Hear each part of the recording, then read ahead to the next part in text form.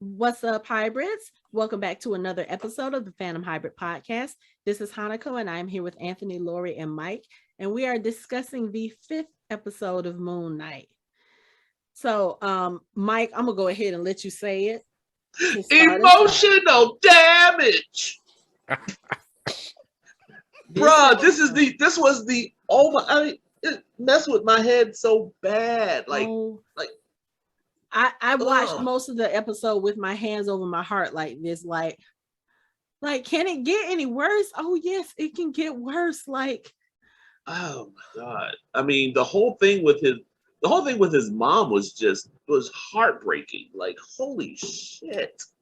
Like, she would, I mean, and it's like you kind of want to be like, I can't believe she did that shit, but then you're like, okay, I can understand, but it's like still. he was a Still. kid.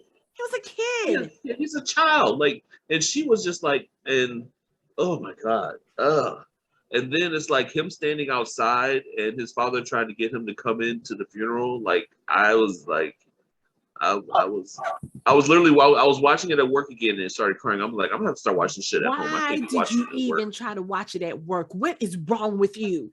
Because I had to see it because it was Wednesday at my lunch break, and I was like, fuck it, I'm watching it because I wanted to watch it. I was like, emotion. Emotional damage, Terrible. I mean, but it was a great episode. It's just like those scenes got me, man. Holy shit. Well, Go ahead, Lori. I'm just gonna say I watched it. I gave you guys my opinion off screen. I watched it again. I revised my opinion because I think that there's a lot more going on that I didn't get the first time.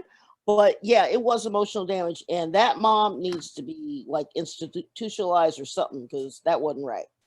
Well, she's dead now, so it doesn't really matter. But I mean, it's you like know her. what? When I was looking at it, and I thought about the when he was standing outside, like he couldn't convince himself to go in. I was like, oh, that's when, in the last episode, Mark told Layla, he said, I had control of it until recently. I think that's when it broke. That's when he lost Almost, control. Yeah. almost certainly Yeah. that it takes a traumatic event cause the walls to start to crumble. Right. And well, all I wanted to say just real quick before we get started is the amount of effort and detail they took into dealing with his mental health and showing like the progression of how these things occur and expressing it in this way, in this environment. I, I don't know who they have on their writing staff that does all their research, but we saw it in Falcon and Winter Soldier. We saw it in WandaVision. They are completely, even in Hawkeye, they're completely nailing all of these mental health issues. Mm-hmm. Yeah. Like almost just they're almost like clinical studies. Yeah. And I was looking for we were looking for our DSM. My wife has a more recent one than I do. I couldn't find it, but I have it for the next time where we can actually go through some of these things that he's dealing with.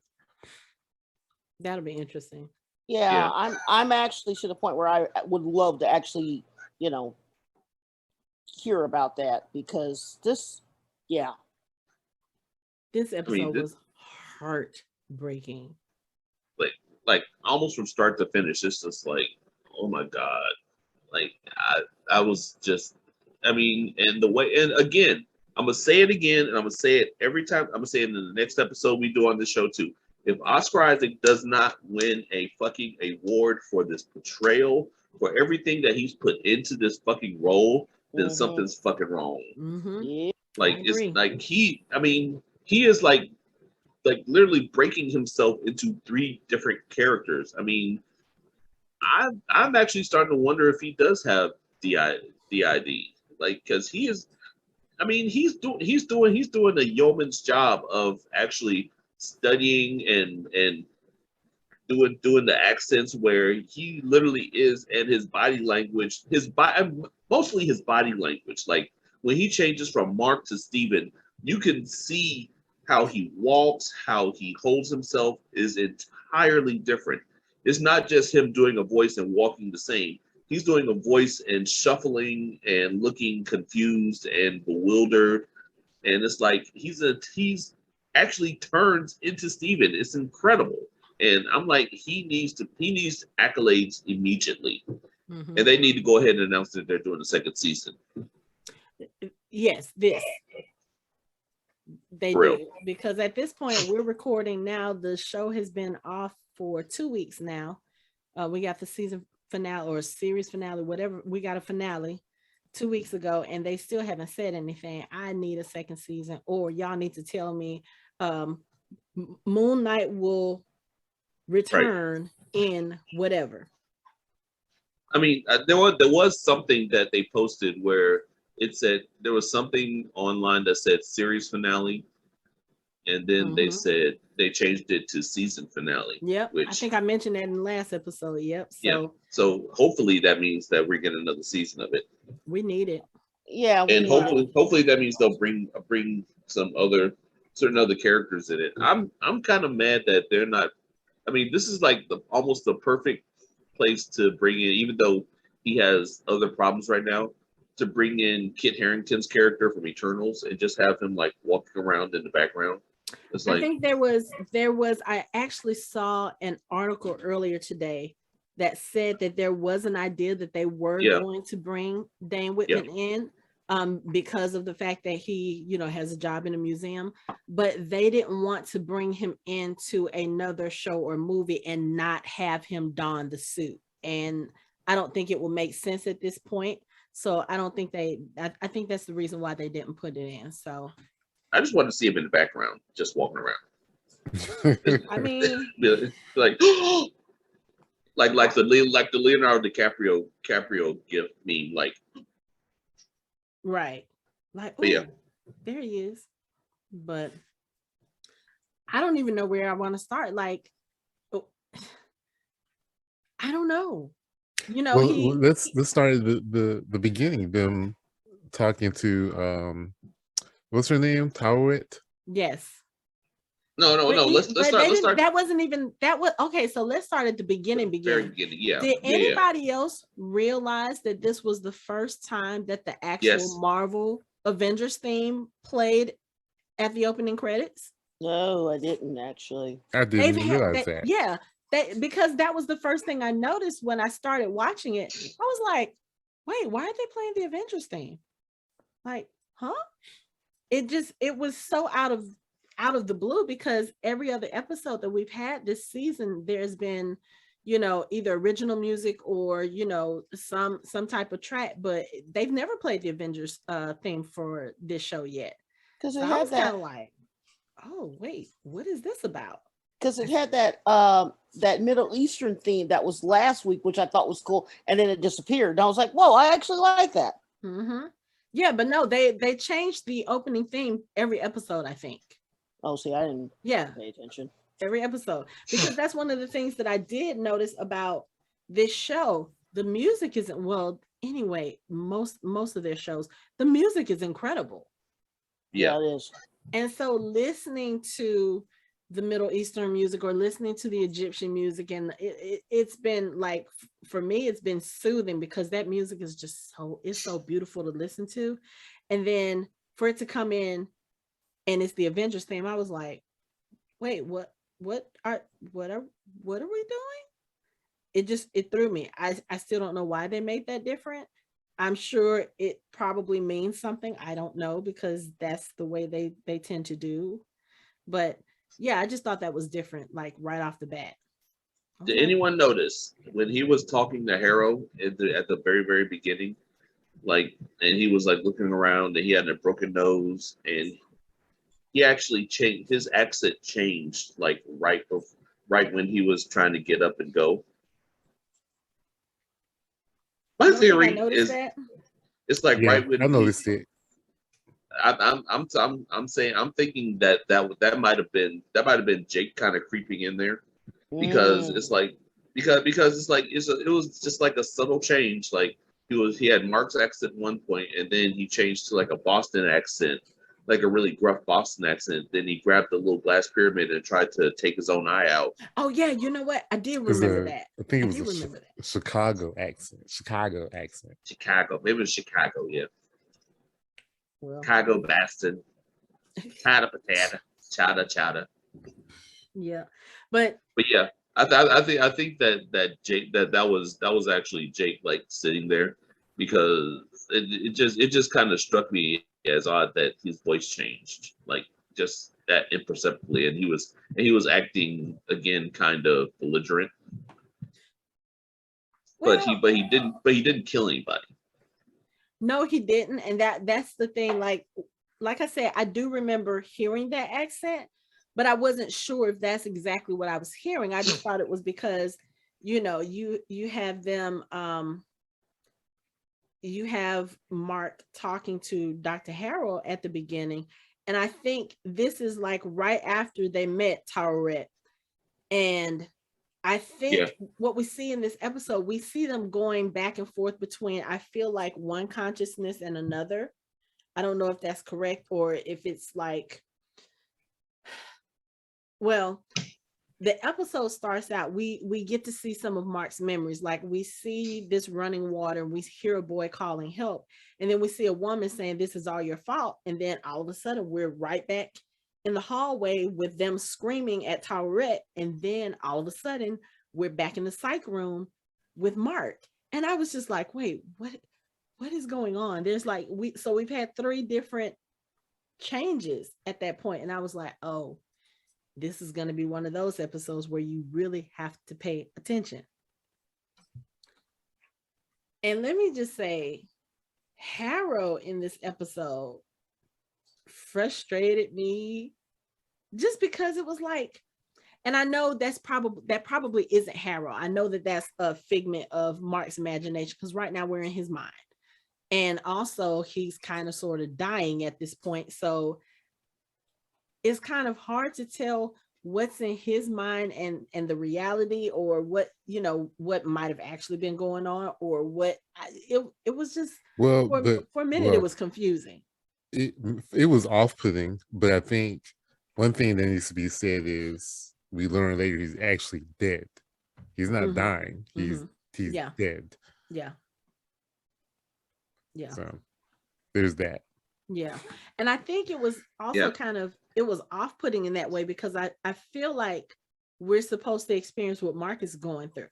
Like right now, his mind is jumping and he's trying to figure out what's going on. Harrell is trying to tell him that, this is all in your mind. These are things that you are using to kind of deflect what's really going on. No, I did not shoot you and all this other stuff. And Mark is just sitting there like, I don't know. And then it gets to a point where Harrell wants to talk to Steven, and then they start going back and forth, and I'm just sitting there watching the TV screen like, oh, I'm gonna have to watch this episode like 2 more times because there's so much going on and I'm trying to keep up. It was a mentally exhausting episode to watch. So I can't even imagine what it was like to play this one person being these couple of characters, Yeah. But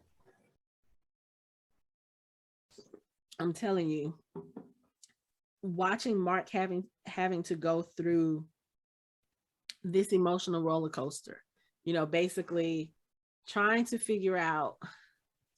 So Towerette is there and she's basically there to guide them because he got shot. He's dead, like you said, Anthony. And I'm about to, okay, I'm gonna put it like this. I'm gonna let one of y'all take over because I don't want to screw anything up. I've only watched this episode once, but she's trying to get them to the field of reeds, right? Right. Well, she goes through her introduction because she's like, oh my god, I haven't had a chance to practice this. She gets her cue cards out and she goes through everything and talks about the different planes of afterlife existence. Like she actually mentions the afterlife plane that's for Black Panther, like have it like kind of offhandedly. So and then The go ahead.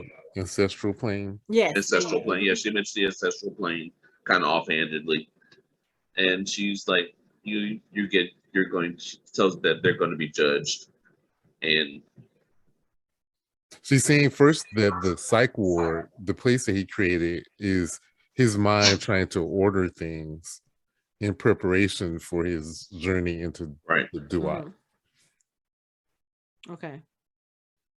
Yeah. And, he's like, why do you pick a psych ward? And Mark says, because they're crazy. I think it's funny that she thinks that they're twins at first, because she's like, "Are you guys twins?" And they're like, "Yes, no, kind of, sort of." And it's like they don't even know what to consider themselves, because again, right. they're able to interact with each other as individuals in this mind space. And it's weird for them because they're like, okay, so like, are we twins or are we like what? Okay, yeah, so yeah, we think so, but not quite. And she's like, oh, that really cleared it up.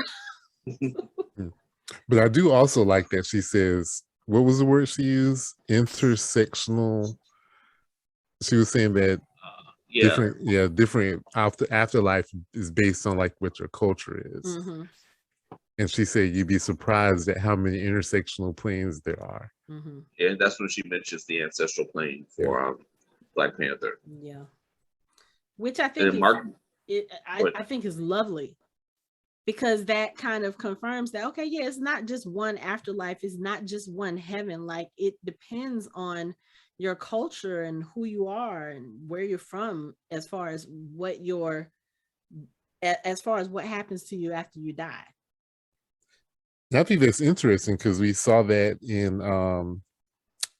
some unaired podcasts. We talked about American gods. Like, it depends on who you worship, like where that power goes. Mm-hmm. And those gods claim you because you're the one that worship. You know, that you as a god are the person that was being worshipped. Mm-hmm. So it's very kind of cool that they did that. Right. But anyway, so you see, yeah. Mark's. Go ahead. Mark's like, yeah, I don't believe any of this. Like, he tries to leave, and next thing you know, he's on a ship, which they kind of hinted at in the last episode when he was running away from the guards, and you saw the lights kind of going back and forth, and you heard the creaking of like the floorboards and stuff. Mm-hmm. But shout out to the visual effects guys on that. Like, that looked gorgeous. Like the ship sailing on the sand. Like, man, that they did work on that. That's some good CGI. Yeah, that's some good. Oh, I also wanted to say, I think he also, if you remember when he got fired from the museum, I think the suggestion was planted in him about going to a psychiatric hospital by the guy that fired him. Because remember, he showed him the pamphlet and told him, maybe you need to get some help. Yeah. Was that guy also one of the patients in the hospital? Could have been. I didn't pay that. I didn't do any freeze framing, so I don't know. But I do know Harrell's office, it looks like the same room where he first fought that jackal with what's her name? Before he got thrown out of the window. Oh, okay. Layla. Yeah. Yeah, yes, that's the same room. Mm-hmm. I did notice that. So yeah, so they're on a boat. We're on a boat. And, you know, Steven is, of course, kind of schooling Mark on what's going on as far as, you know, them going to the field of reeds. And Tawaret is like, well, you know, if your heart's balanced in life, then you'll spend eternity in paradise. But if it's not, yeah, you're gonna go into the sands and that's it. But when she reached into their chest and pulled out those little stone hearts, I was like, what the hell is she doing? I was like, oh, okay, they're still alive. That kind of, she's like, oh, good, you guys didn't explode this time. I was like, right, that's a possibility. Like that's something you might want to have warned them about before. Oh, Mike, that's even a choice? Like, what? Right, like you could have told me that before and be like, no, stop. Bad hippo. I know, right? She didn't even ask. She It's just just reached in and grabbed them. Right. So basically, Damn. she tells them about the scales and how if they're how it judges them based on who they were in life. And she says if the scales balance before we reach the end of our journey, then you go to paradise, you go to the field of reeds. But if they don't, then the what did she say? The undead will drag you down into the duat and you'll kind of remain there forever. You know, no unbalanced souls on my boat. So you know, and she's kind of funny too, because she's like, no unbalanced souls on my boat. Fingers crossed for you guys. I was like, wait a minute. Like, first of all, you like just she really was gonna help, but she was like, well, good luck. Right. And then Mark's sitting there talking about, oh, okay, so this is what we're gonna do. We're gonna kill the hippo, we're gonna steal the boat. And Steve was like, for real, kill? Like, for real, Tawaret? We're just gonna kill her. Not only is she a goddess, she's a fucking hippo. You have no weapons. How are you going to kill her? I actually laughed for full 5 minutes because I'm going, this fool. You can't do nothing. You have no weapons, and she's on top of being a goddess, where she could probably just blink you out of existence or throw you into the sands. She's a hippopotamus. Hippopotamuses kill people on the regular just for being pissed off. Everything. Because they're basically blind, and so everything that they see, no matter what it is a threat. And they run like 35, 40 miles an hour. Yes. It's like they're basically little small killer buses, even though they're adorable as babies, and I want one. But that's not be honest, bro. You don't want one. You think you want one. I want a baby hippopotamus. No, just go get a stuffed one. I'm sure there's gonna be like a stuffed Towerette. I told you I do want one. Yeah. I'm telling you, ever since I saw Fiona the hippo, like at Cincinnati Zoo, like they've been following her ever since she was a little baby, and she was just so squishy and adorable. I was like, I want one like now. Yeah. I saw a video where they were feeding hippos and they were tossing them pumpkins and watermelons. And they were just like, I mean, they were like marshmallows in their mouth. So I've seen the video and I've read about not attacking the hippo. We're not. Right. I've seen a video and read a story about a man who raised the hippo like from a baby, and that thing still turned around and killed him. Absolutely not. No. No. Murder buses. Murder buses. With teeth. And they swim. So, no. Look, we could do a whole other episode on that, because some of the videos I've seen is like, what? No. No. So we're gonna stick with the talking hippo with the squeaky voice, sitting on this boat that may or may not be in Mark's mind. Oh my God. Right. But she's balancing their hearts on the scales against the feather. And of course, the scales aren't balancing. It's kind of like wavering, but it won't stick. And she's like, why is it doing that? I've never seen it do that before. She's like, I don't have a card for this. She's like, I don't have a card for this. And I mean, I'm not surprised, because even when Harrell was trying to judge Mark, the scales wouldn't balance. They were kind of chaotic.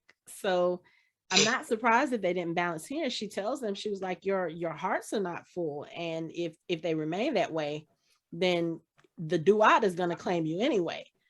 Which I think is unfair. Either my heart is balanced or not. If it's in between, you just can't throw me off into like, you can't treat me like it's not balanced. There's no gray area in getting thrown to the sand. It's either black or white. Either you're balanced or you ain't. Right. I mean, you saw Harrell. Harrell doesn't care. Harrell, like, if you're unbalanced, then you die. If you're balanced, then you're fine. It's like that's what got him in trouble with that, because the scales just kept going like this. He was like, "What the fuck is this shit? What's wrong with you?" But it's like it's because his whole mind is chaos right now. So it's like he can't be balanced because he is chaos. He's the embodiment of chaos. So he's never going to be really be balanced unless he loses, unless something happens drastic, which we'll get to. Yeah. because that's what she basically tells him. She's like, look, this boat is full of your memories. You need to get in there and show each other the truth. She was like, balance the scales before we reach our destination, or your souls will be damned, pretty much, you know? And they have That to was some go. scary. That was some scary shit. Like the people like reaching from the sand and shit. Like oh hell no. Like Again, that's mummy vibes. yeah. Like nah, man. Like that shit. This was like, yeah, Disney stepping clear into having like more or more scary shit as far as Marvel. But they're letting Marvel do a little bit more with each show. Like, you know, they get more and more into things. Like, I mean, even when they put the next Doctor Strange up, that's going to be a step even further. So, Mm-hmm. and plus they put Deadpool 2 up, so they already got a rated R thing up. So it's like they're kind of they're recognizing that Marvel is basically printing money. So they're like, all right, fine, whatever you want to do. I mean, Yeah. that's what I do. We're like, all right, fine. We'll just make one spot for mature audiences only, and the rest for everybody else, and they can do whatever they want over there, and keep giving us money. That's all they want to do. Yeah.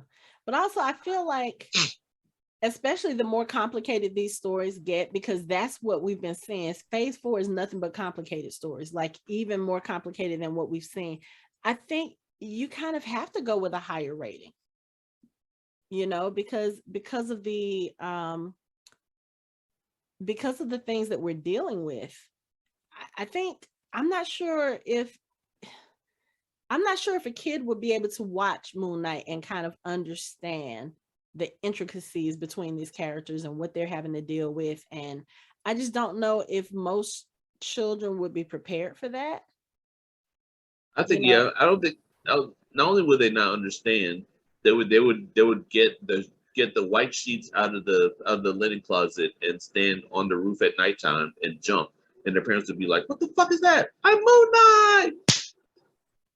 Because I'm not saying that I have done certain things like this, or that certain members of my family have done things like that, but it could happen. That's what I'm saying, is it I've can never happen. jumped off the roof. I have jumped off a second story porch, you Yeah, know, pretending to be I'm not. Wonder Woman, but I've never like jumped off a roof.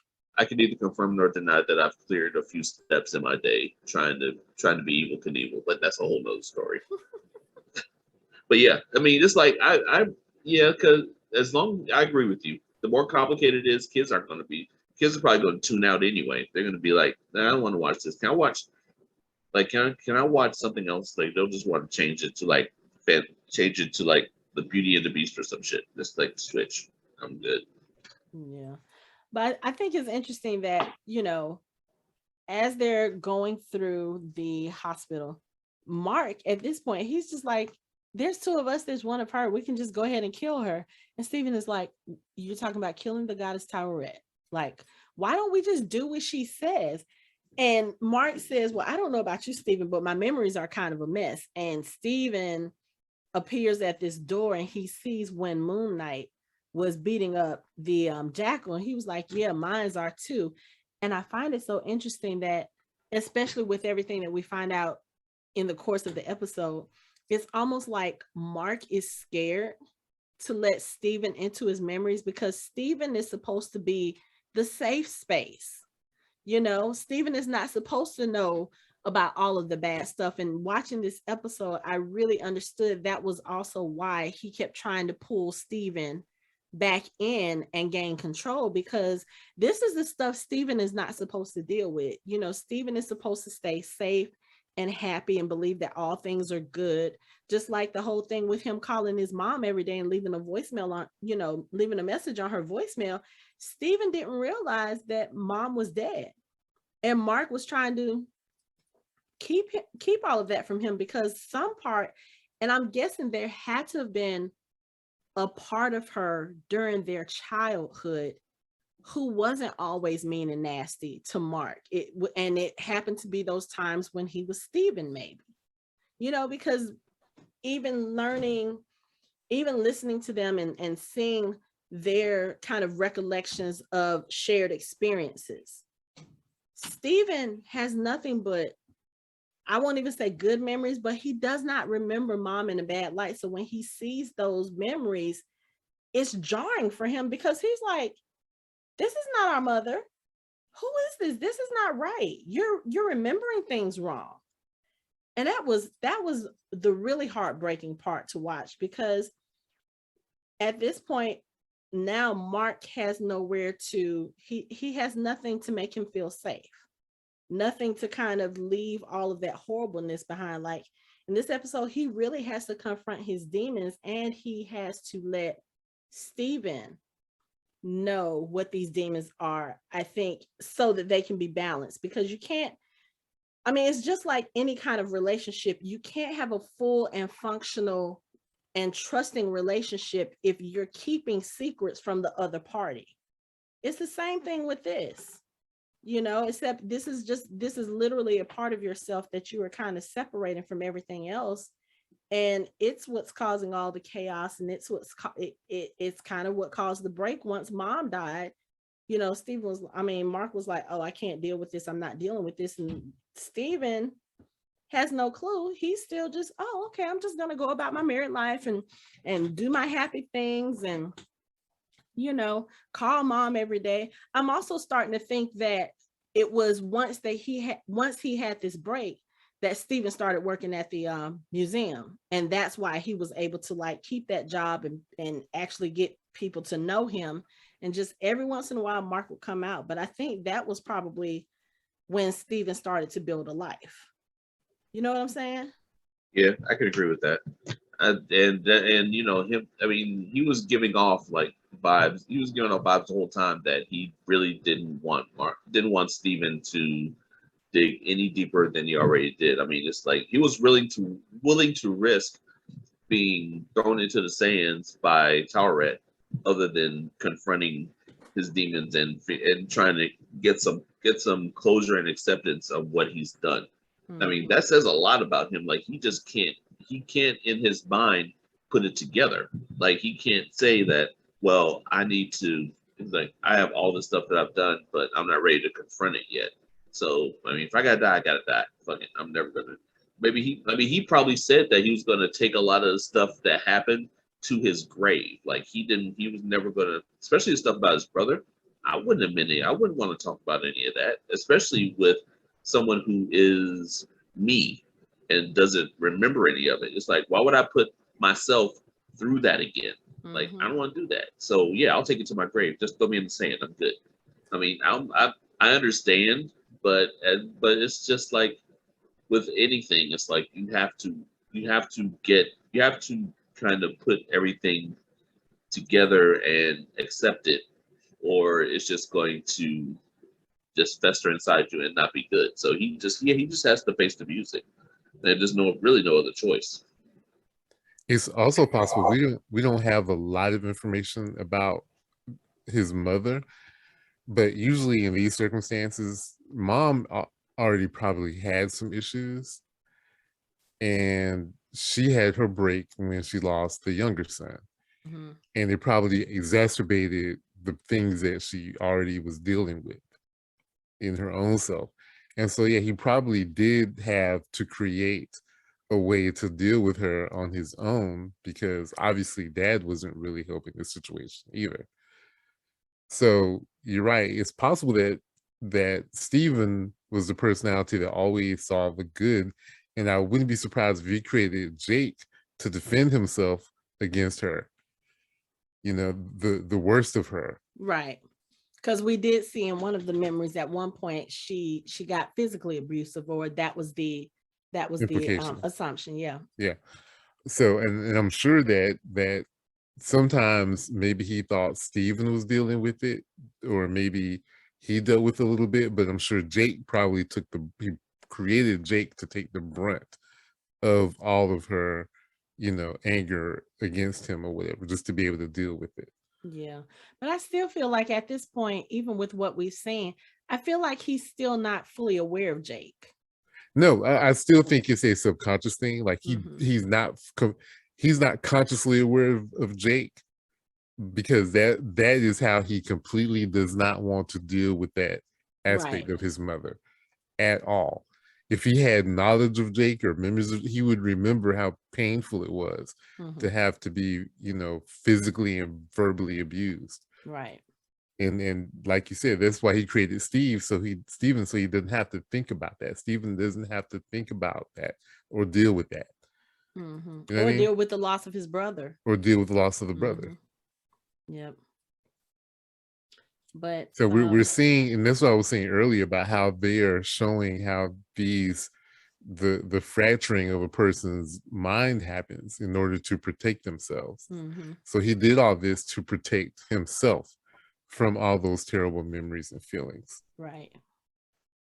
And and that's why he doesn't want Steven to see any of this. He doesn't want Steven to see any of this, because that would destroy the illusion of why he created Steven.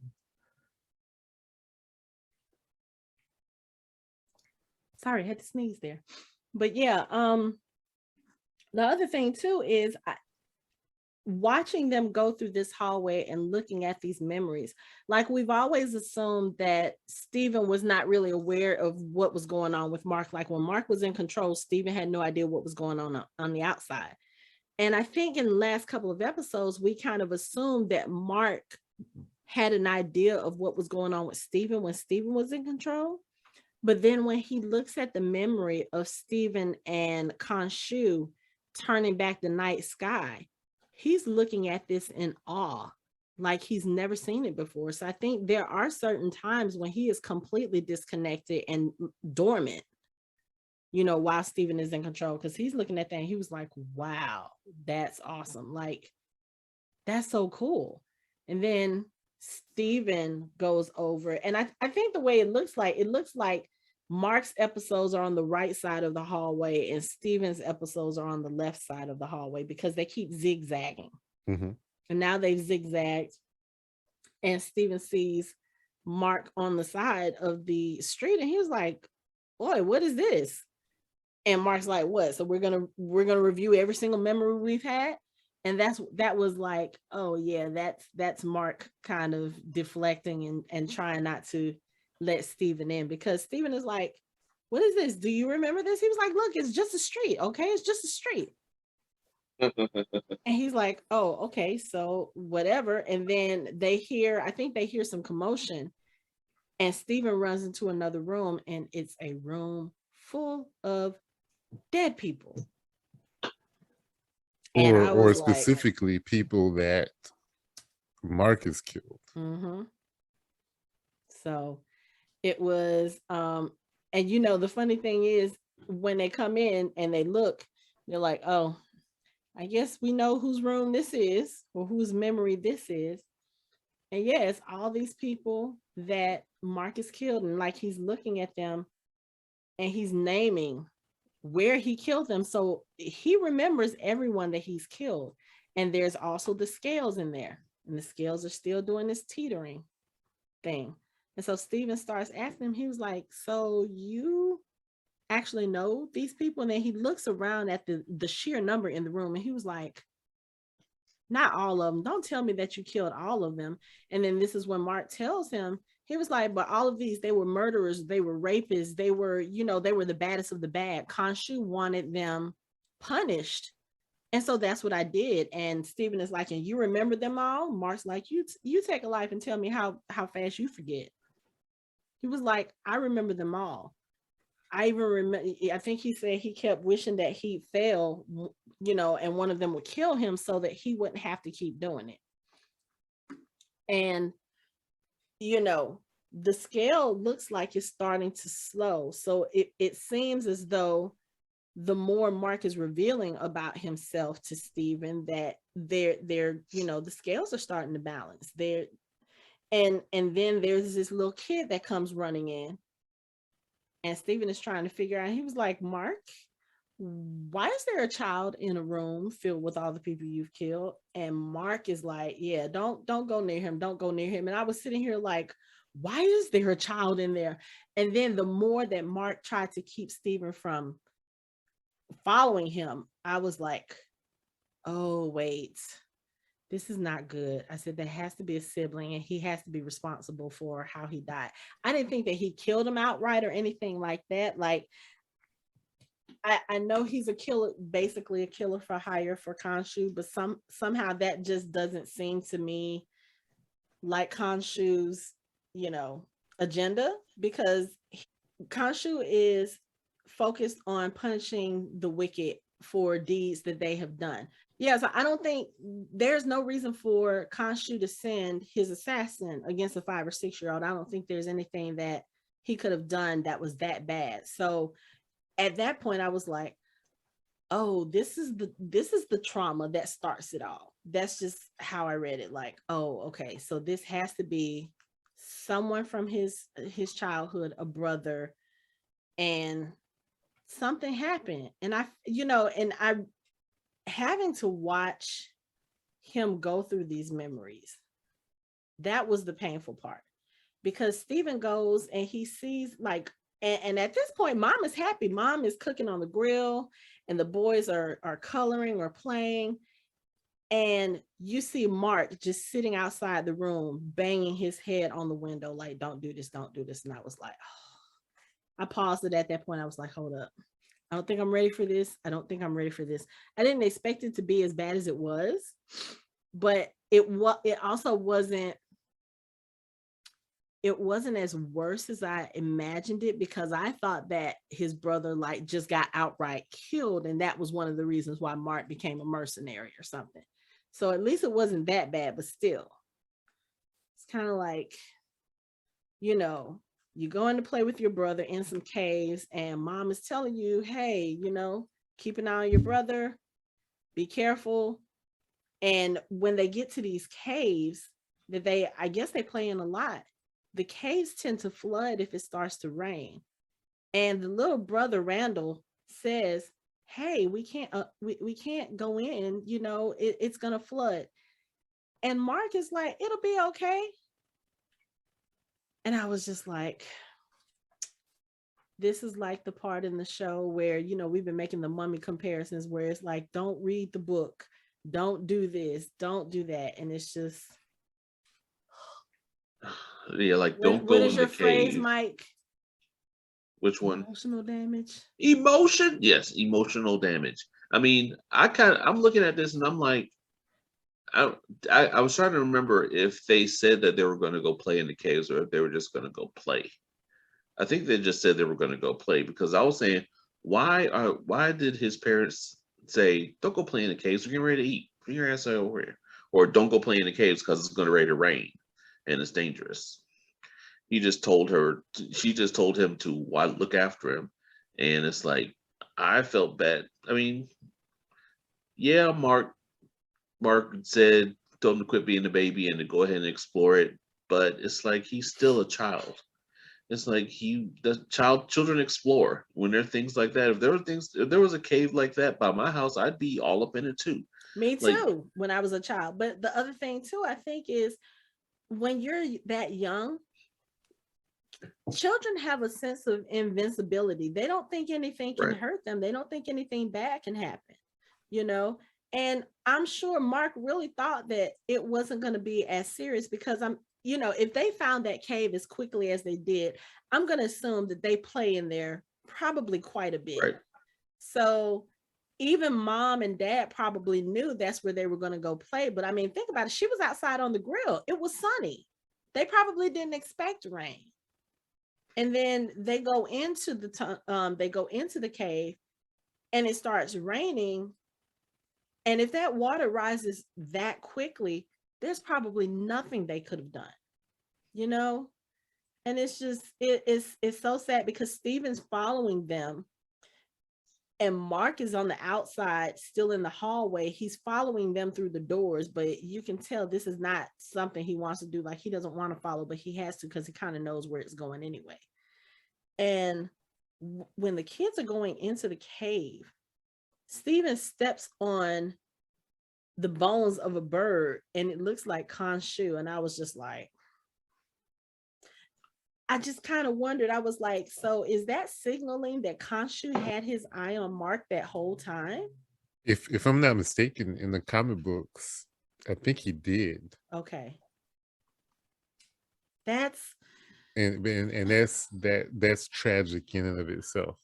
it is, because then at some point I kind of wonder, like, I don't know the powers of Khonshu and what he can and what he can't do and what he can and can't allow.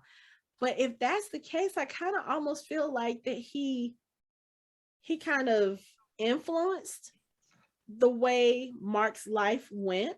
He manipulated events. Yeah. Yeah. Like I don't know if I want to say that he was responsible for Randall's dying, but everything that happened after that with Mark's mom and him, getting to the point where he's abused so much he actually fractures his mind. And then for it to go on, I mean, he was so young. He was like maybe 9, 10 when this happened. So to think about how long he's had to deal with that. And then if Khonshu was really responsible for that, like, oh, he just grabbed Harrell until his real avatar was available. And it kind of makes you wonder, like, all of these things that happened since then. Mark got shot and almost killed trying to defend or working with the other mercenary who killed Layla's father. And he did this in an area where he knew Mark would be able to crawl to him and he could offer Mark the help. And then you put Layla in his life, especially considering Mark thinks that Khonshu wants Layla. And he's already threatened him with that as well. It's just kind of like, how far into this is Khonshu? Like, how much of this is he responsible for?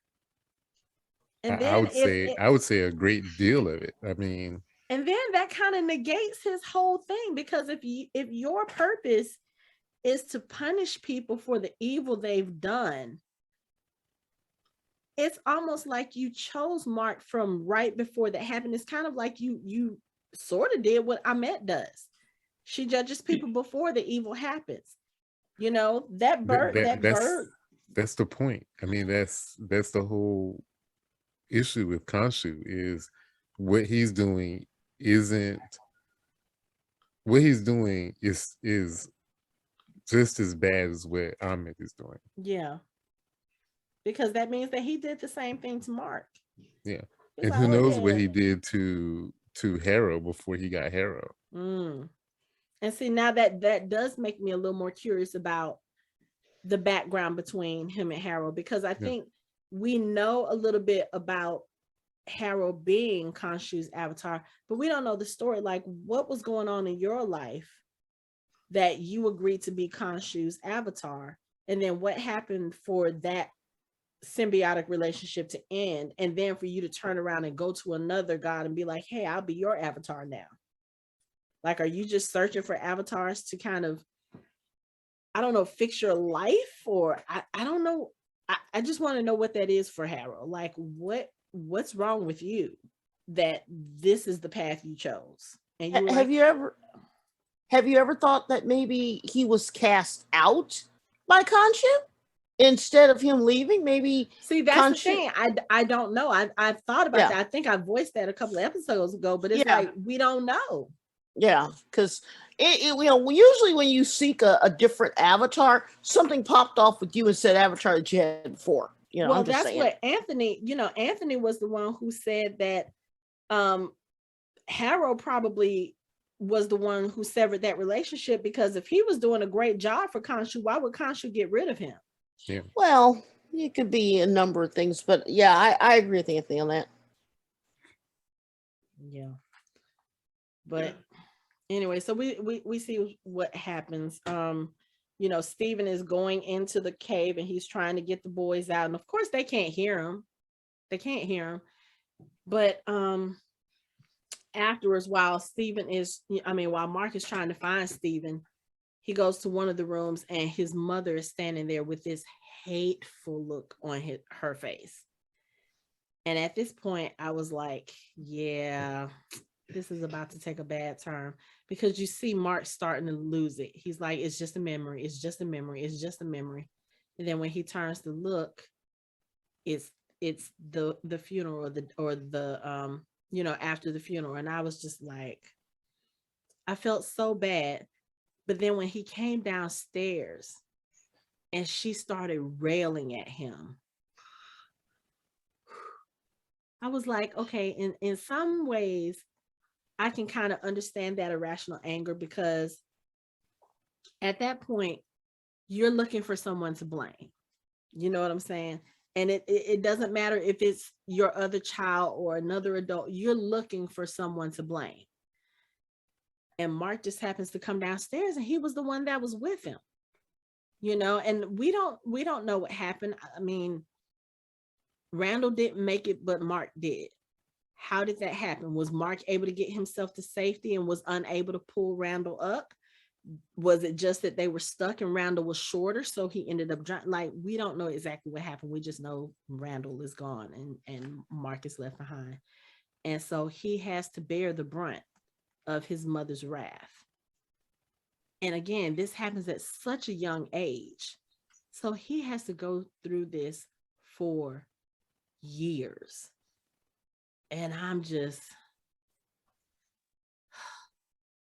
you want to have sympathy for the mom, you really do. But at the same time, the way you treat your child is so reprehensible. The way she looks at him, the way she yells at him, and there's people there in the house.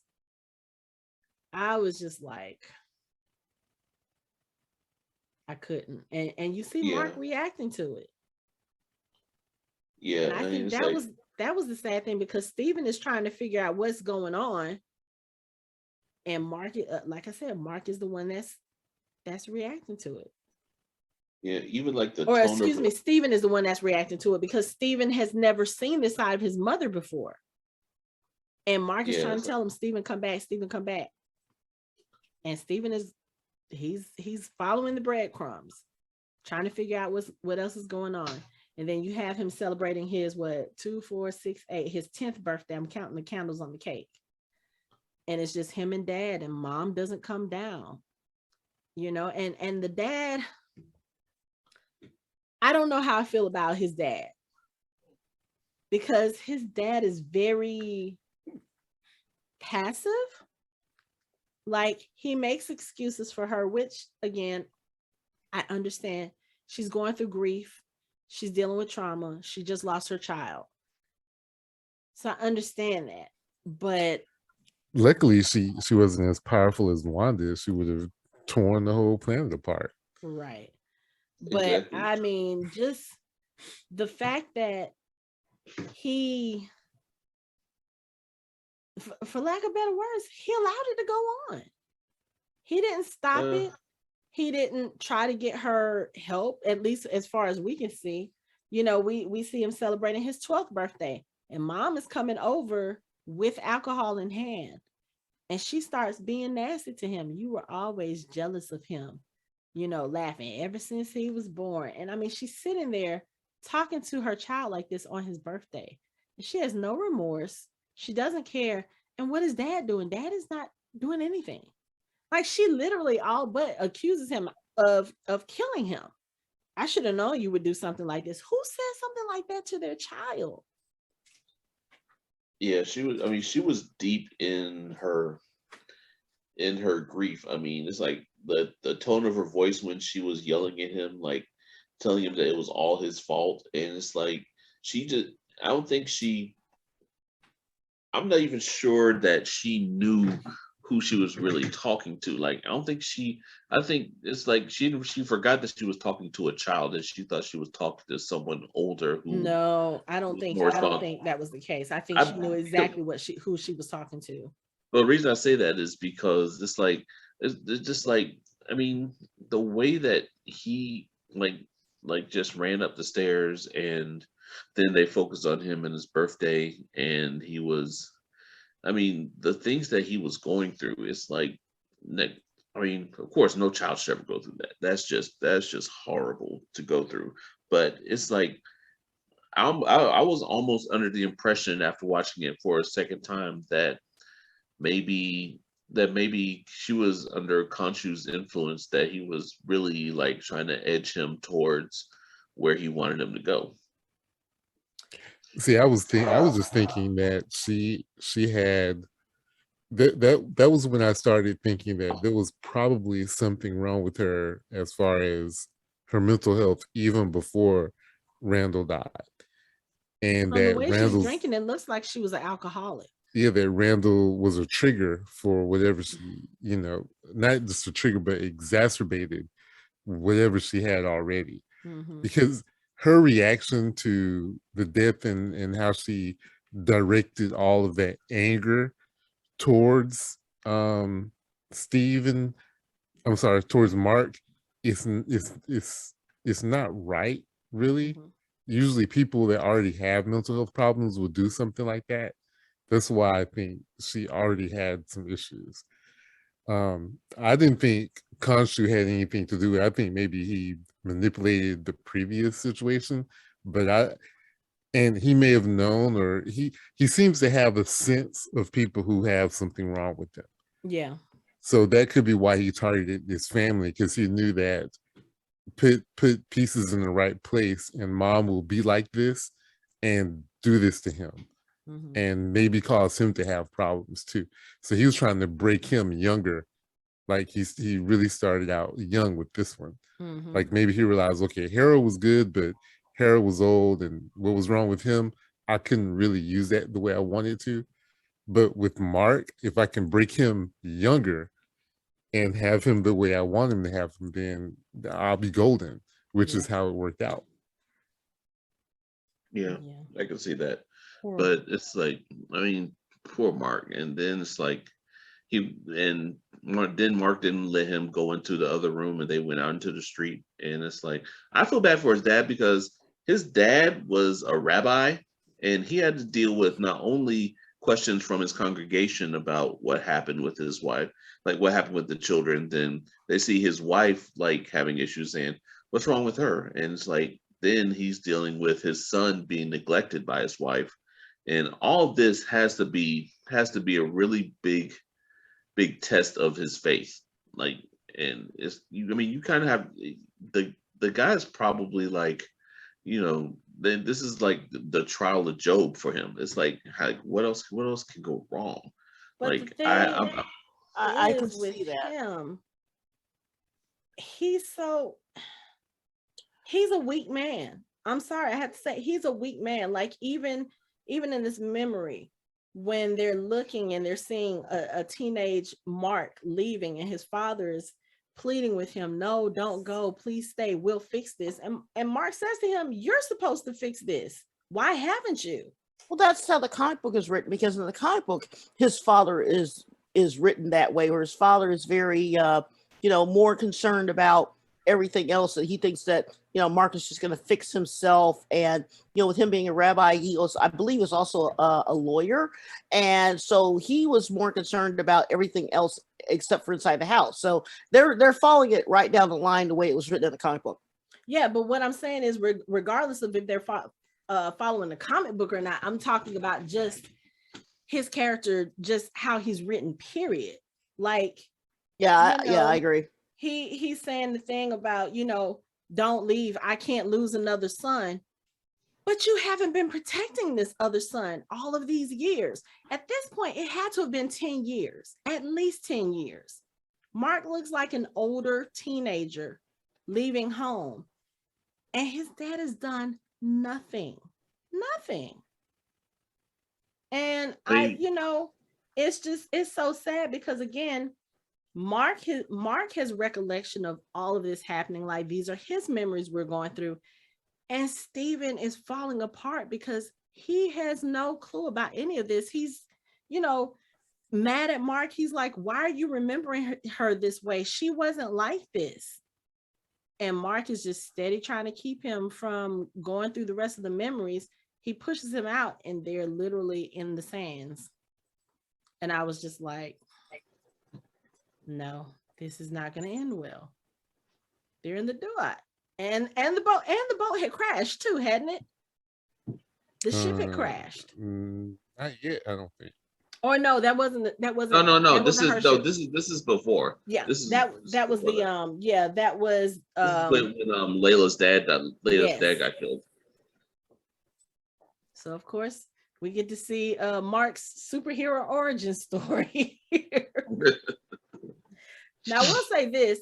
I've seen a panel from the comics with Khonshu's his statue and Mark at the base of it kind of bleeding out. And I was like, oh, it's almost like they were like, okay, this is like they were copying. Okay, this is what we're gonna do. They got really, really accurate with that.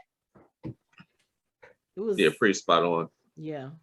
And it's like, and then you see like the depths to which Khonshu was really manipulated. Like he was being really like almost like a con man.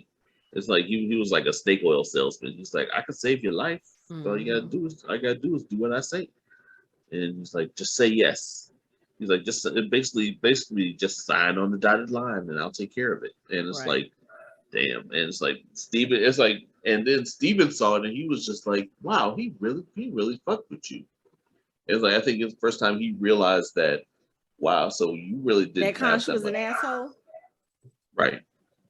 Well, I'm thinking he probably kind of realized that, but he was just realizing the depths to which he went to actually get Mark to agree to all that. Yeah, because Mark looked like he was dying. Like he should be dead. There was blood everywhere, and of course, he was talking about how he tried to save everyone and it didn't work, and then he tries to kill himself, or he gets ready to kill himself, and that's when Khonshu conveniently What a waste. I was like, first of all, I was surprised that Mark didn't just think that he was just crazy and hearing voices and continued on with what he was doing, because he's looking around like, who else said? Yeah, that's literally what anyone else would have done. It's like you're somewhere by yourself, you're ready to kill yourself. You hear someone say what's a waste, and you're like, you're not immediately like, what the fuck, who the hell, and like getting the fuck out of there. Like I don't know, I would have been gone. He was at this point. Steven had already manifested himself, so he's probably used to hearing what. He's probably kind of used to it at that time, but that shit was just like, fuck, dude. But I don't know, because I feel like with him having left home and having left the source of his break, I feel like that would have been the point of time when he kind of tucked Steven into the back of his mind, because he didn't really need Steven at that point, And then again, like we said, when they went back and saw that or heard that mom was gone, and he tried to go into the house, or he was there on the street and he was like, I can't do this. I think that's when he needed Steven to come back, because it's like, even though she treated him like shit, that's still his mother. Right. And now he'll never have a chance to reconcile with her. He'll never have a chance to, and I don't know if that was something that he wanted, but maybe just knowing that she was still there, even though he had nothing to do with her, maybe that was enough of a comfort to him to keep his mind intact. And then once she's gone, there's so many things beyond that. You can't fix the broken relationship. You can't ever get, and I'm sorry that I treated you this way, or you didn't deserve this. You don't get to have any of that now. And I think at that point, he was like, you know what? I can't do this shit. Let me put Steven in the forefront and let him live life for a couple of months. I can't do this. And then I think you're right. I think Layla said it had been 6 months since she had heard from him. So I think that's really what happened. I think you're right. I think he brought Steven out because he didn't want to deal with those feelings. Mm-hmm. And Steven is the one that walks around thinking mom is still alive and still talking to her and everything's great. He didn't have to deal with that.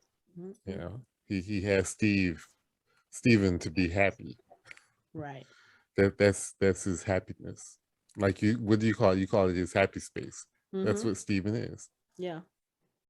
But and then of course, after all of this was revealed, and after he finds out about Khonshu and how Mark ended up being, in his servitude, that's when the scales balance.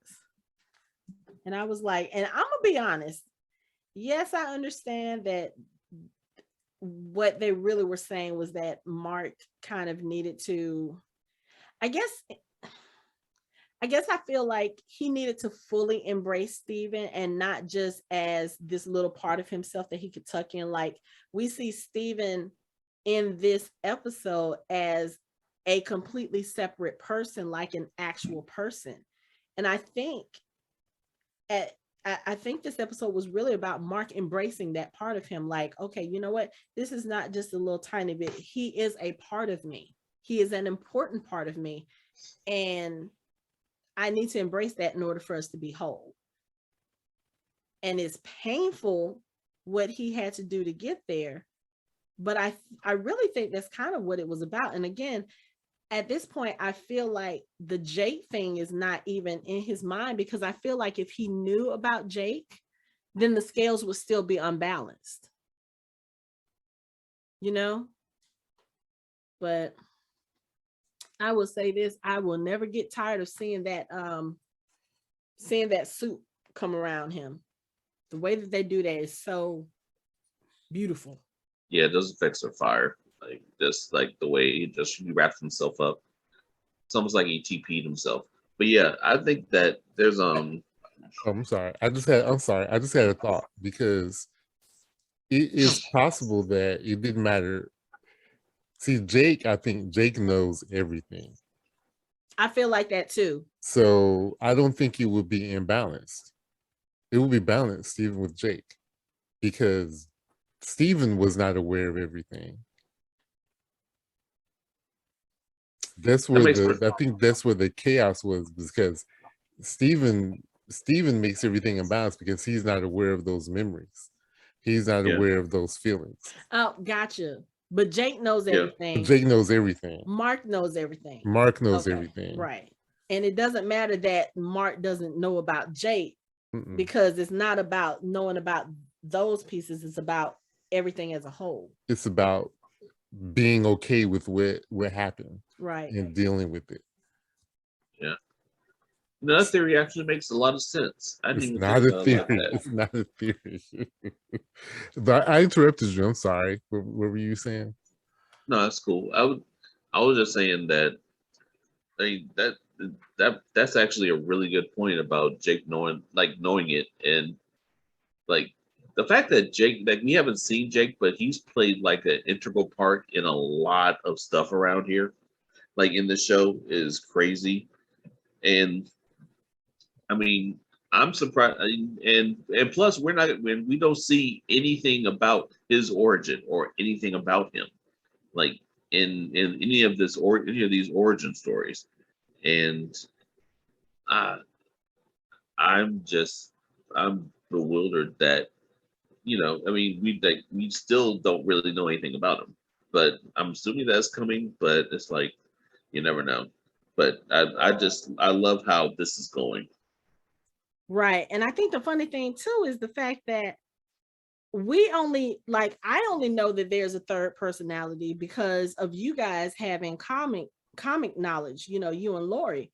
But if I didn't know that there was a third personality, I would just think that there was something a little bit strange about Mark, but it really wouldn't hit me, I think, it wouldn't have hit me until the scene where Mark was holding where he was holding the people, and he was like, Steven, what did you do? And Steven was like, I didn't do this. I would have been at that point like, oh, is there another? But again, they've never really directly referenced him until the last episode when we saw the second sarcophagus kind of jumping in Mark's mind, and Mark looked at it and was like, nope, and kept on going. Yeah, but they planted the seed earlier when you always saw two other reflections. It was always three of them in the reflections. Yeah. So they planted the seed early that there was a third person, a third personality. Yep. And then they come back out to the ship, and there's chaos because unbalanced souls are being judged or condemned to the sands before their time. I was like, Harrell, what are you doing? What are you doing? You're messing stuff up. Yeah, it's like, it's like literally raining souls. Like, damn. Right. And she even says it's evil. She's like, oh, this is bad. This is evil. And they realize what's going on with it. And they were like, you got to send us back so we can fix this. And she says, I can't do that, because even if I do that, I'm basically putting you back in a body that's got a bullet in it. You won't be able to heal. You don't have Khonshu's, you don't have Khonshu's protection. So they try to get her to send word from Layla, and send word to Layla. And then she's asking Steven, she was like, so I thought you wanted to get away from him. He was like, well, I did, but this is our only shot. Because he's still thinking that, okay, we're away from Khonshu.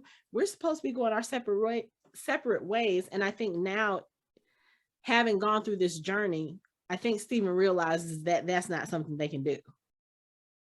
Like, we're part of each other. But Man. so much. And then it's like, yeah, I mean, it's like I think Mark thought he was dodging a bullet when they were actually back on the ship deck. He was like, okay, I ain't got to think about that for a second. But then they go back in there. He's like, and this is the moment where he goes and his mom's banging on the door, right? Not yet. This is where they've gone in. Tawaret is trying to take them through Osiris's gates. And then Steven is like, yeah, there's that bedroom you didn't want me to go into, so we gotta get balanced. And Mark is like, yeah, no, we don't have to go through all of that again. We can just talk. I'll tell you whatever you want to know, but we do not need to go back there. Don't make us go. And Steven is like, or Mark says it's not worth it. And Steven is like, you're about to lose everything. How is it not worth it?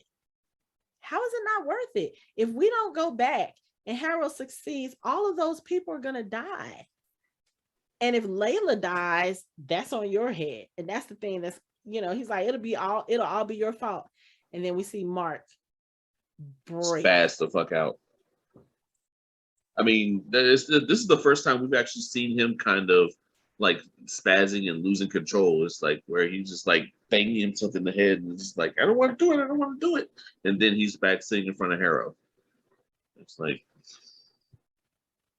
man, he's getting deep now. Like shit. Right. But so I'm still, I guess Harrell is like, when he looks at him, he's just trying to figure out what's going on, because the last thing he remembers is that they gave him an injection, and that was what put him back in the hallway. And of course, I feel like Harrell is being condescending, but without being condescending. He was like, yeah, you watch too many movies. He was like, so you're telling me about this, or you're telling me about that. And he was like, oh, Mark, what you've been doing is so difficult. I'm so proud of you. I was like, you condescending mother. It just felt so condescending. But he knows that Mark he's like, yeah, he was like, reliving these kinds of memories is traumatic, and you've been doing it for hours. And, I'm proud of you. You've been looking into all of them. You've been peering deeply into all of the moments that make you, you. I was like, you are so full of shit. But, I think it's interesting because Harrell gives him this cup of water, a cup of tea, and he starts looking in the reflection. It's almost like he's looking for Steven, and then that's when Harrell asks, he was like, so do you think you created Steven to, to protect you from the way your mother punished you? He was like, can you remember? There's only one way to know. And at this point, this is when we know, okay, we're about to take that deep dive. Because even Harrell is telling him, yeah, you're going to have to understand. You're going to have to open up to Steven, because there's no progress without understanding. You have to open up to him. You have to tell him what's going on. And he keeps looking in this cup, looking at Steven, and then we're in the bedroom.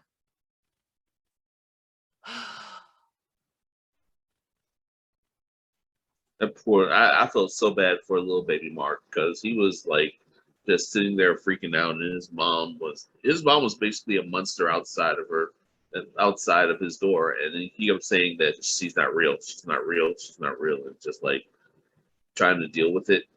And it's like, and then he finally creates Steven, Like from the, it's like you see the poster on his wall, and you're like, Mhm. oh shit. And then he creates him and starts speaking in a British accent. Shout out to that young man too for actually nailing that shit. I was like, Yeah. okay, damn. Yeah. But it's, it's so, it's interesting, but it's also sad because we see Steven like trying to get a grasp of what's going on, because he's looking, he's like, this is my room. Like he remembers being in that room. And baby Mark is on the floor and he's doing the it's not my mom, it's not my mom.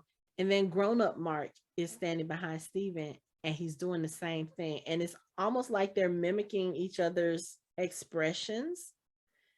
And Steven is just looking like, what are we doing? And then you see Mark's eyes roll in the back of his head and he looks in the mirror, or you see his mirror and he starts going into the, like you said, the British accent, and he's like, oh, my room's a mess, I better sort it out before mom sees it. And it's just, Steven is looking like, wait, what the fuck, what's going on? And then I think that's when he sees the poster and he's like, wait, huh? And it says, when danger is near, Stephen Grant has no fear. And you see, mom is still sitting out there doing what she's doing. And Steven is just, he's not fazed by it. And that's when he realizes, wait, you made me up. The cool thing right before that is when he looks into the cup and he's in the room and he has his head down. Do you know that Steven like sort of appears from behind him? No, I didn't see that. He just sort of like, Mark is standing there by himself, and then he's looking down and he opens his eyes, and then Steven comes. He's like, oh, this is my room. And it looks really cool when he does that, because you realize he's coming from him. Mm-hmm. You know, and that's when you realize, oh my God, this is when he was created. Yeah. Oscar Isaac is brilliant. That's all I'm He gonna say. is. He's brilliant. He is. But I like how they need him to filmed not this. jerk my heart out of my chest. Like, Wait, and so you noticed that without freeze framing? Yes, I did. I don't know about all that. Rewind, watch, rewind, watch, rewind. okay, watch. well, rewind. It's not Okay. It's not freeze framing. Yeah. It's different. It's different. No, I didn't notice that. My heart. And when she finally got in and got that belt and was getting ready to whip him, and it's like, I don't know why Steven wanted to stay and see that. Like, that just is like, that'd be like me wanting to stay and see me get my ass beat if I'm reliving my life. I'm like, y'all fast forward past that. But I think it's also because again, he doesn't have these memories of his mom being like this. And I think that's probably why it's not necessarily a curiosity like, oh, I need to see this. I think it was I have to see this because I don't believe what your mind is showing me. You know, but again, if he was created to have no fear, then Wendy wouldn't have scared him like that.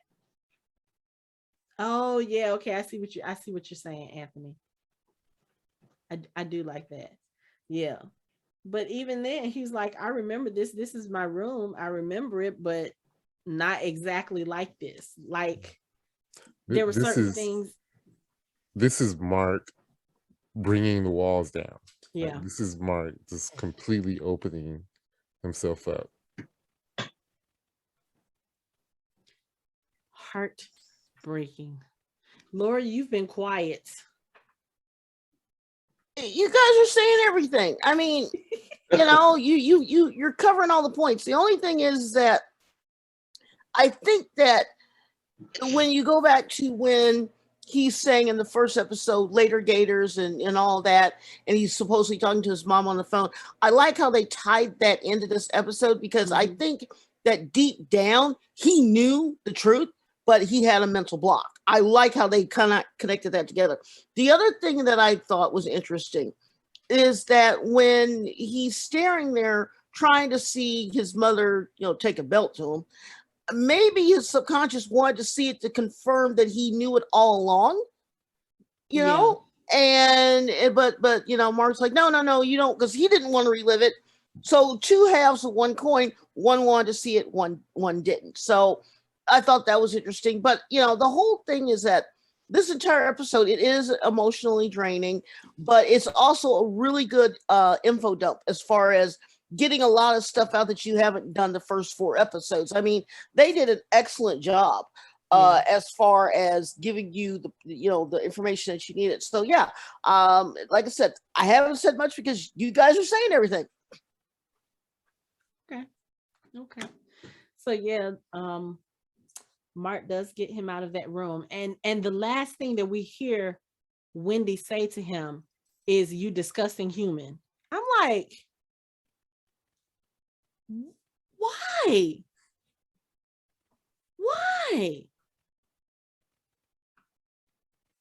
But so Yeah, then Steven comes to the realization. He was like, "You made me up." Or rather, Mark is like, "No, you don't need to see that. That's the whole point of you."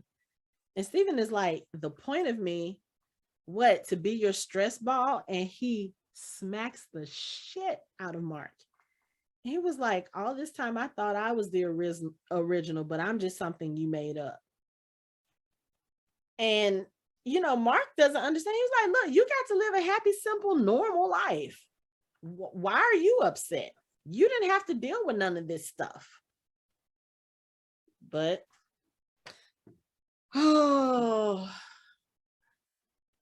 Hey, that's evidence that it was Khonshu, you disgusting human, and maybe he was influencing her. Right. Maybe. But I mean, no, nothing.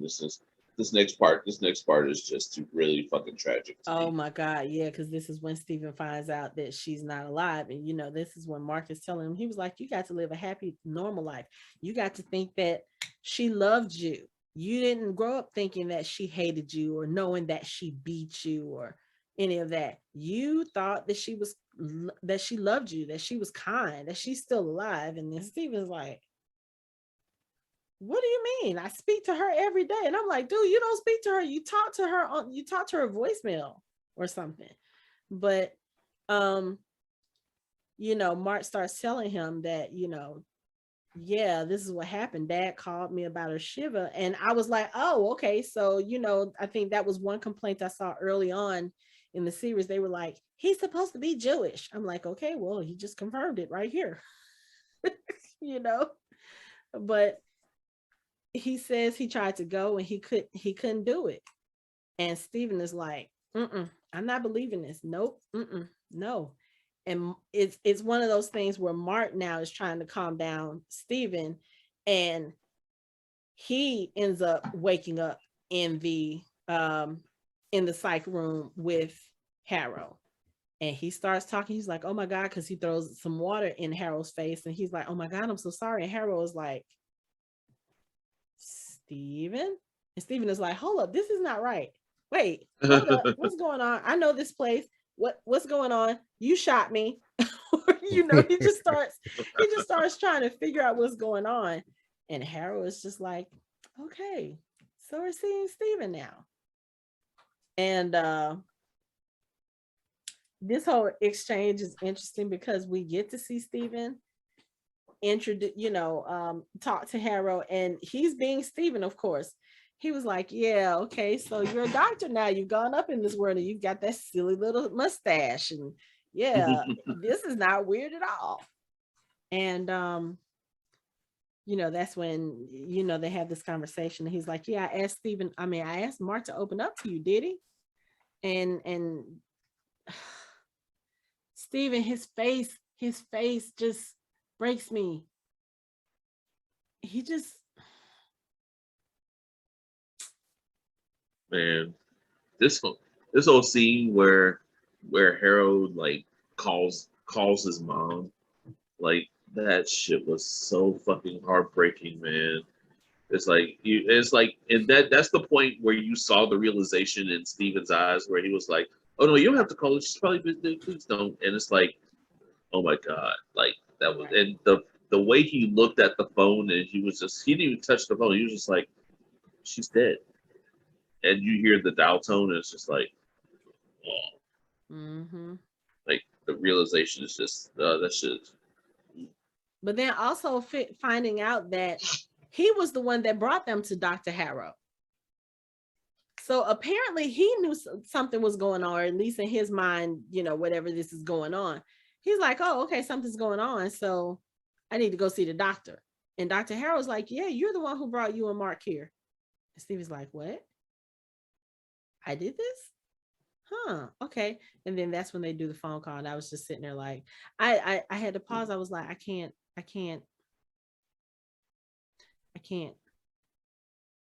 Because it's like, as he's calling her, like you said, he starts, it's almost like he goes from, yeah, my mom's alive, and then it's like, no, don't bother her. No, she, leave her alone.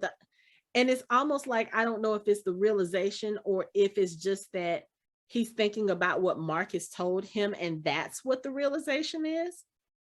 So it's like, either way it goes, just to see his face break when he says that his mom is dead, I was like, I don't want to see Oscar Isaac cry. Ugh. You got a lot of that in this episode. It was him breaking down in the street that got me. That was just too much. I mean, it's like that whole sequence from them like sitting. It's called sitting Seder Shiva. Sitting Shiva. Then his father looking out the window and seeing him standing across the street with a flask and saying and indicating, trying to get him to come in, and him shaking his head, and like like I said, like him just kneeling, breaking down in the middle of the street, taking his yarmulke off and slamming it to the ground and punching it and just like breaking down mentally, like in the middle of the damn street. And then he switches. Is that the first time his father had seen him since he left home? I assumed it was. Yeah, if it's not, it's been a while. Yeah. Yeah, if it wasn't, yeah, if it wasn't his first time, then it's been a minute. It's been a long time. But I'm thinking that he probably hasn't seen him since he went off. And then like him crying and switching to Steven, and Steven's like oblivious, like fuck, I'm lost. Like holy. Yeah, like I said, I feel like that's where it happened. Yeah. Like right there, it was like, oh, okay, you know what? I don't want to deal with this. I can't deal with this. You know what? Yeah. We're gonna bring Steven to the forefront. And it's so weird because Steven actually gets to see, like, he really gets to see it at this point. I was like, that's got to be so bizarre to witness that, to see a version of yourself turn into you. I don't even know how to say it. But immediately he picks up the phone and he calls his mom, and he's like, yeah, can you believe it? I'm lost again. I don't know what's going on. I just totally did it. And I'm like, you don't even recognize or rather he does. He was like, it kind of looks like Mayfair. So it's kind of looked like, you know, where I grew up, but of course I can't be here. How am I here? And then that's when Mark says this was the moment that our lives started bleeding into each other. He was like, I couldn't face that again. I tell you, I just want to give Mark, Steven, just like a big old hug. But this is the point where Steven has to tell him, look, it wasn't your fault for all the things that she did. And I think that's really what Mark needed to hear, you know? And that it wasn't his fault that Randall died. Right. I think he really needed to hear that from someone. and it just happened to be a version of himself that told him.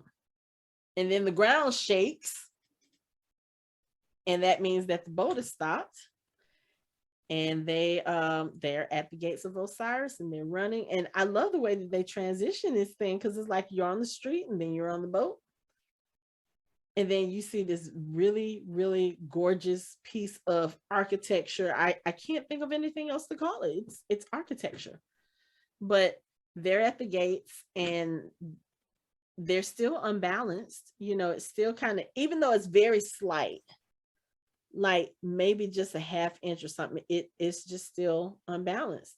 And so you see the creepy crawlies coming out of the sands to get them. They're creepy crawlies. Okay, that's what they are. Zombies, sand zombies, I don't sand even know if I don't even know if I would consider that zombies, because and Steven is like, Mark, they don't look friendly. They think? don't look friendly. But these are the souls of all the people that Mark has killed. Yeah, that's not going to be awkward. But Mark is fighting. He's holding his own. And Steven is like, he's hiding because that's what Mark has told him to do. But they're almost about to push Mark over into the sands. Steven takes action. He steers the boat in a different direction. And they kind of go, you know, shift one way to the other. It's kind of like watching the scene in Pirates of the Caribbean when they're rocking the boat, going from one side to the other. Yeah.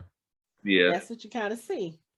But Mark is kind of sort of getting his butt kicked. And Steven is shocked. And he was like, Mark, you've got this. He was like, but if I'm you, means I've got this too. And that's the first time you really see Steven just kind of like, oh, okay, you know what? I can fight too, because I'm a part of him. And he starts fighting and doing the stuff, but there's one behind him that just kind of sneaks up.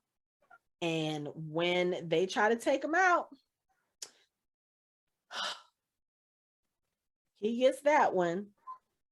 But then, I mean, he's going to town. And I was looking at him, I was like, okay, Megan Jr.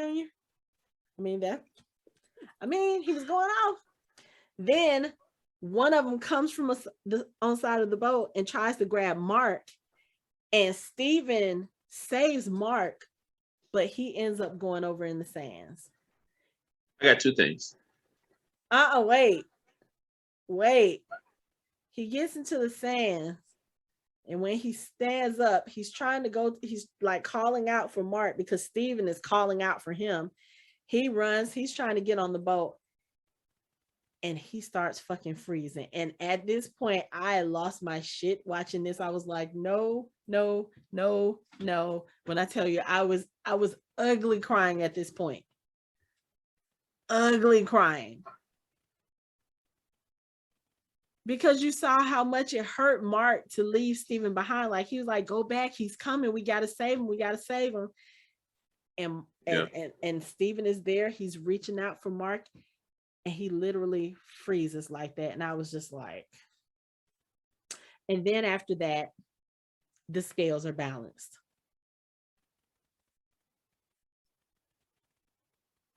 What? Field of Reeds. The Field of Reeds is pretty. It's very beautiful. If you build it, they will come.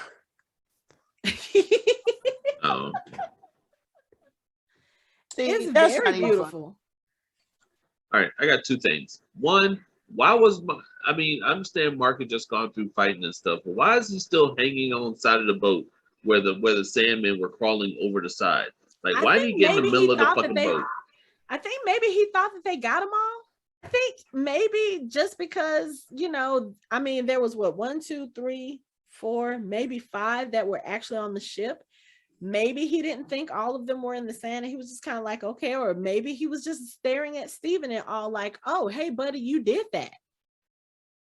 Maybe it was that. Maybe he just, I think he just took a break that he didn't need to take. But my other thing is, like, shout out to Steven for yelling 6s after he hits the first one, because he scored a point in cricket. I was like, that's awesome. And the way Mark was like, huh? It's a British I was thing. like, They wouldn't understand. that was a pretty good shot back.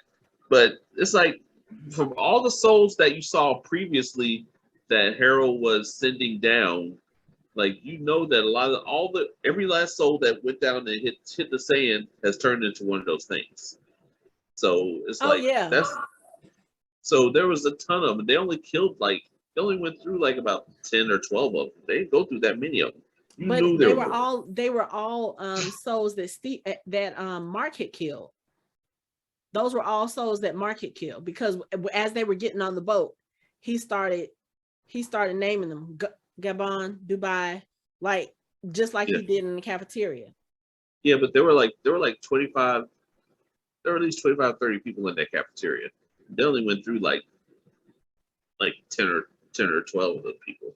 Yeah, It well, didn't seem I like they mean, went through enough. they pulled Steven over and the scales balanced, so there was no need to send anybody else. But I think if Steven had stayed on the ship for longer, they probably would have sent more until one of them had gotten off, because I think at that point one of them was going to have to go. So I don't know. But Steven's frozen in the sand now, and I don't like it. I don't like it. I don't like it. That was just, I mean, because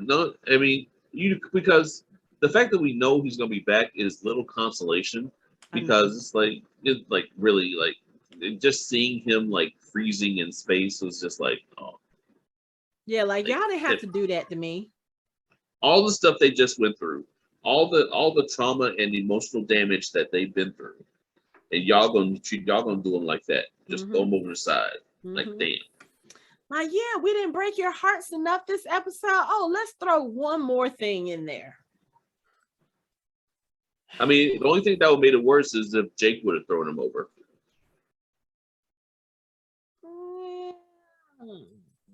I'm just saying. I'm not saying it would have happened. I don't know anything about the Jake persona, but something tells I'm just saying, like, if he would have seen another version of himself throwing another version of himself over the side, and it's not himself's version of himself. You know what? Stop. Just stop. You're confusing me. Stop. So for myself, yeah, a version of myself, my self, my version self. No. Yeah.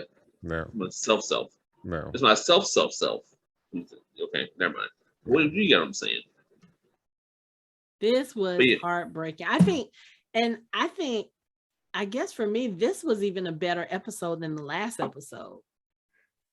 Just because we got all of the, as Laura likes to say, info dump, because we got all of the backstory, because we got to see those emotional moments, because we got to see,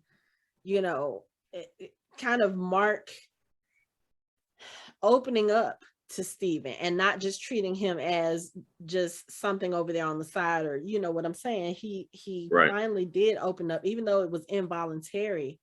I think that at this point he knew that he needed that in order to get done what they need to get done. And now that Steven is kind of overboard, I don't know how that's going to affect Mark. Like, what is he going to do? He's standing there in the field of reeds. He's in paradise now. And see, all you doing is making me concerned that this last episode is going to be rushed. Like, we have one episode left and we have so many things we need to tie up. We got Harrell, we got to free Khonshu, we got to bring Steven and Mark back, we got to reconcile with Layla. I mean, there is a lot that we have to do, and it's just one episode left. But you know what? I will say this. I feel like the pacing for this show has been really good, because we even said it when we discussed episode 4. We were like, we only have 2 episodes left.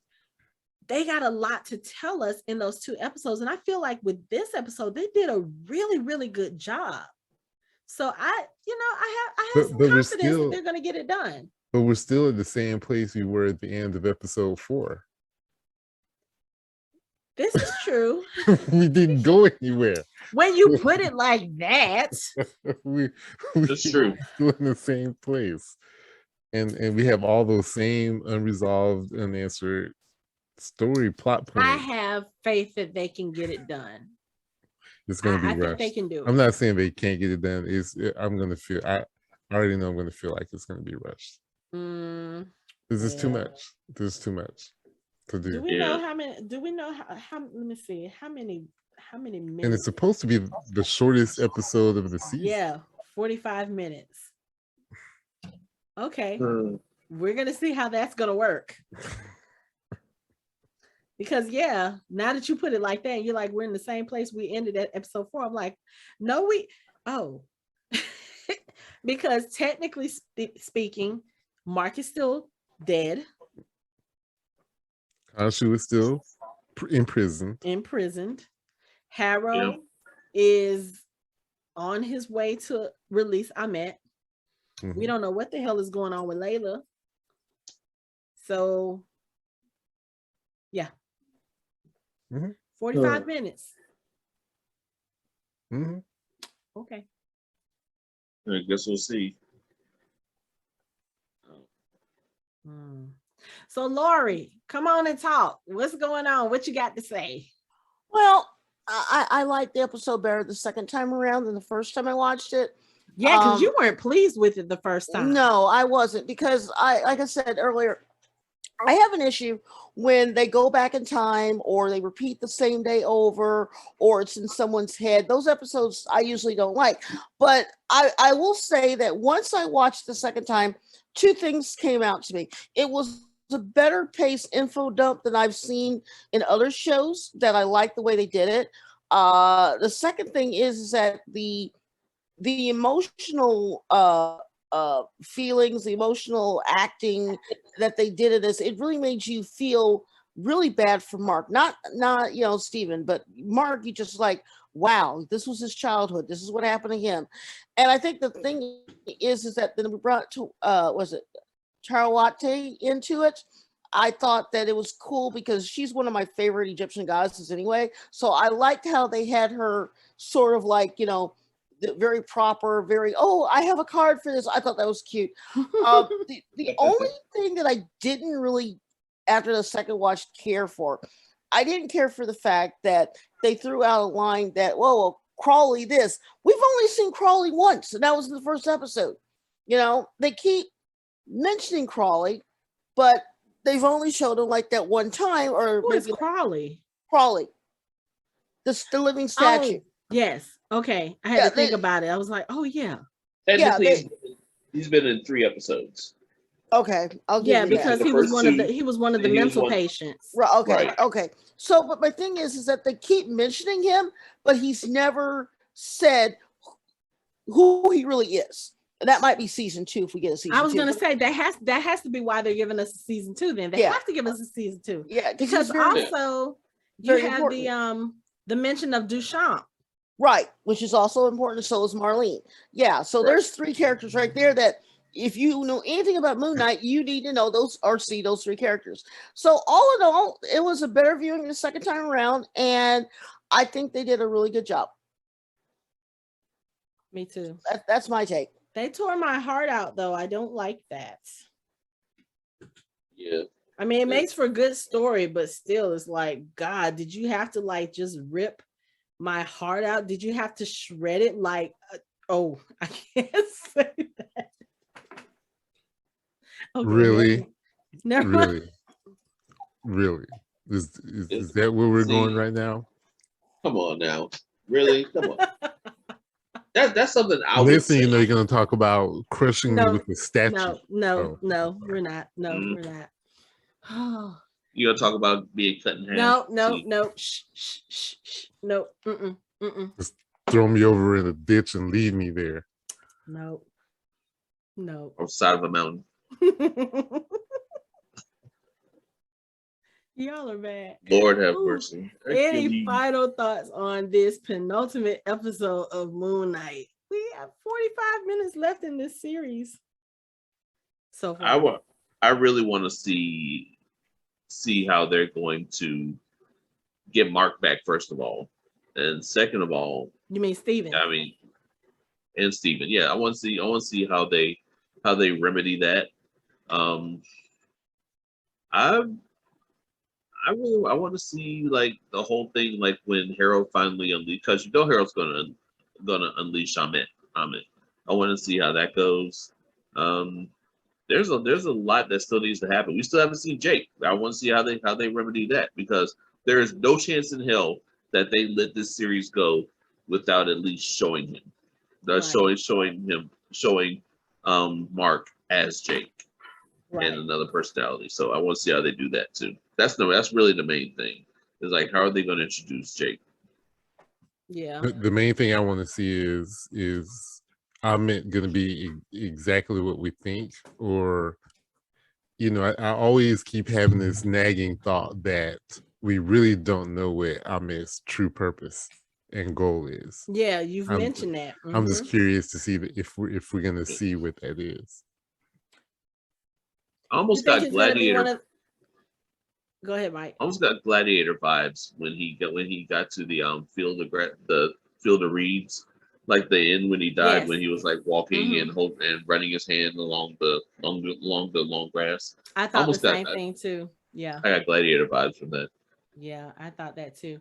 Um, so Anthony, so what you're saying is you're kind of thinking, you know how it is sometimes when you have lackeys or whatever doing things for a bad guy, and then once they've done everything that the bad guy wants them to do, the bad guy turns on them, or oh yeah, I know I told you I was doing this, but what I'm actually doing is this. You think it's going to be that kind of betrayal from Emmett? I don't think betrayal, as in since Amit's been in prison, there hasn't been any communication. So like everything Harold is doing is based off what he thinks, Mm-hmm. but he doesn't really know. Okay. He just has an idea and the legends and what maybe Khonshu has told him, Right. but we really don't know what Amit's objective is. It's not like when he was Khonshu's avatar and Khonshu was saying, hey, I want you to do this, I want you to do Right, this. right, right, Right now he's just basically going off of what he thinks. right. So yeah. Because Okay. Amit could just be like, I just want everybody's soul.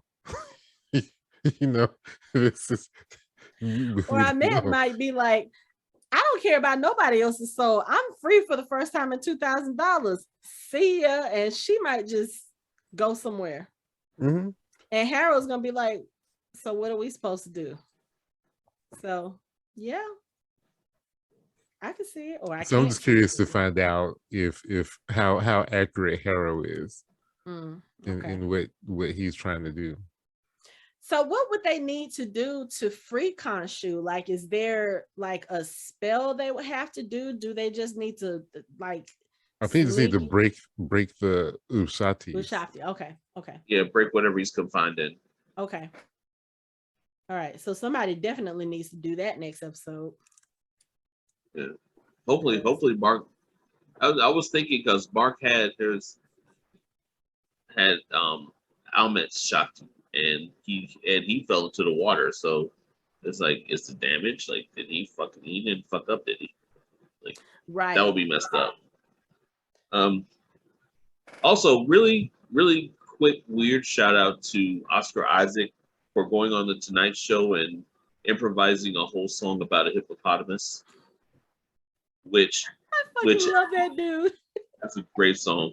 Which yet again, Marvel has messed up and missed a blatant opportunity to have that song play at the end of this episode. We already know. Mm-mm.